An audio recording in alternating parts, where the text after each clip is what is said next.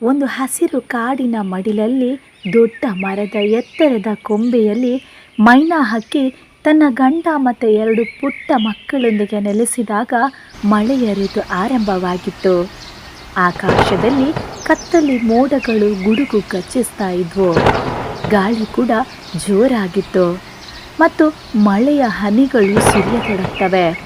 ಮೈನಾ ತನ್ನ ಗೂಡನ್ನು ಎಷ್ಟೋ ದಿನಗಳ ಶ್ರಮದಿಂದ ಕಟ್ಟಿದ್ಲು. ಗಾಳಿಗೂ ಮಳೆಗೆ ತಾಳಬಲ್ಲಂತಹ ದೃಢವಾದ ಗೂಡು. ಮಳೆ ಬರುವುದು ಅವಳಿಗೆ ಹೊಸತೇನಲ್ಲ, ಆದರೆ ಈ ಸಲ ಮಕ್ಕಳೊಂದಿಗೆ ಇರುವುದರಿಂದ ಅವಳು ಹೆಚ್ಚು ಎಚ್ಚರಿಕೆ ವಹಿಸ್ತಾ ಇದ್ಲು. ಮಕ್ಕಳು ಗೂಡಿನೊಳಗೆ ಮಳೆಯ ಶಬ್ದಕ್ಕೆ ಬೆದರ್ತಾ ಇದ್ರು. ಅಮ್ಮ, ಇಷ್ಟೊಂದು ಮಳೆ, ನಮಗೆ ಏನೂ ಆಗುತ್ತಾ ಎಂದು ಪುಟ್ಟ ಹಕ್ಕಿ ಕೇಳುತ್ತೆ. ಅದಕ್ಕೆ ತಾಯಿ ಮೈನಾ ನಗ್ತಾ ಉತ್ತರಿಸ್ತಾಳೆ, ನೋಡು ಮಗಳೇ, ಮಳೆ ನಮ್ಮನ್ನು ಕೆಡಿಸಲ್ಲ, ಇದು ನಿಸರ್ಗದ ಭಾಗ. ನಾವು ಸಹನೆ ಜಾಣ್ಮೆಯಿಂದ ಇದ್ದರೆ ಎಲ್ಲವೂ ಸುಖವಾಗಿರ್ತದೆ. ಮಳೆಯ ದಿನಗಳಲ್ಲಿ ಮೈನಾ ತನ್ನ ಗಂಡನೊಂದಿಗೆ ಹೊರಗೆ ಹಾರಿಕೊಂಡು ಆಹಾರ ತರ್ತಾ ಇದ್ಲು. ಗೂಡಿಗೆ ಹತ್ತಿರವೇ ಗಿಡಗಳ ಮೇಲೆ ಕೀಟಗಳು, ಹಣ್ಣುಗಳು ದೊರೆತಾ ಇದ್ವು. ಅವಳ ಗಂಡ ಸಹ ಬೆನ್ನೆಲುಬಾಗಿ ಕುಟುಂಬದ ಜವಾಬ್ದಾರಿಯನ್ನು ಹೊತ್ತುಕೊಂಡಿದ್ದ.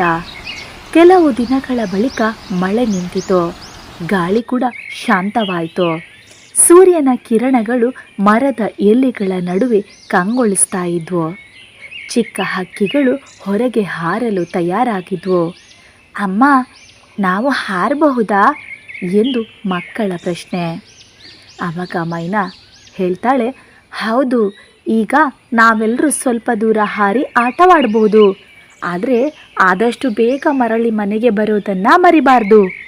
ಅಂದು ಸಂಜೆ ಮೈನಾ ಹಕ್ಕಿಯ ಕುಟುಂಬ ಹೊಸ ಹುಮ್ಮಸ್ಸಿನಿಂದ ಹಾರಿತು.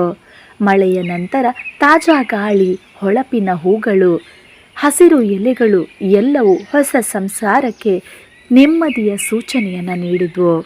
ಈ ಕಥೆಯ ಪಾಠ, ಜೀವನದಲ್ಲಿ ಮಳೆ ಅಂದರೆ ಅರ್ಧ ಕಷ್ಟಗಳು ಬಂದರೆ ಅದು ಕೇವಲ ತಾತ್ಕಾಲಿಕ. ಸಹನೆ, ಪ್ರೀತಿ ಮತ್ತು ಒಗ್ಗಟ್ಟಿನಿಂದ ಎಲ್ಲ ಬಗೆಯ ಬದಲಾವಣೆಗಳಿಗೂ ನಾವು ತಾಳ್ಮೆಯಿಂದ ನಿಲ್ಲಬಹುದು.